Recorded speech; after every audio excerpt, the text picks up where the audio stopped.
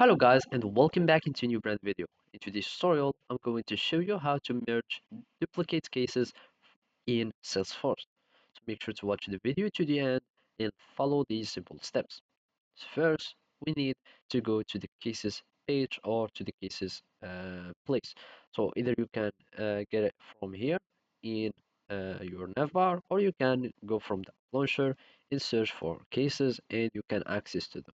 If you cannot find it here in your navbar, you can simply just click on personalize your navbar and click on add more items, all in search for cases, and you would find it if it wasn't already existing in your navbar. Otherwise, it should be in your navigation bar.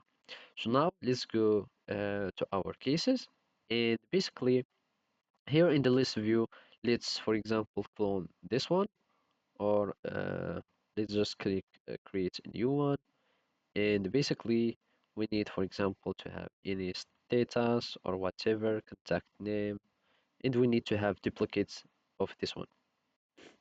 And after creating the new or the duplicates, we will need just to select them and make sure that you are in the list view, and simply you can change your display from here. Either you have in a Kanban or you are having a split view. So basically we want to have a list view for easy working, and from here you can find that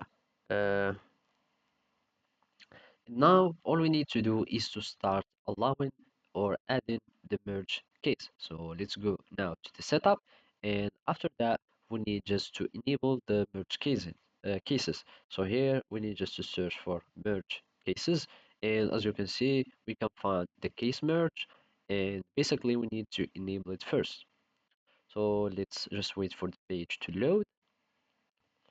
And now let's just add the merge cases. You can keep duplicate case after merging if you would like, and you can add a case status if you want, or you can do whatever you like. So now I'm just going to save, and we need to go back to our here. I'm going to refresh the page, and now we can find the merge cases here.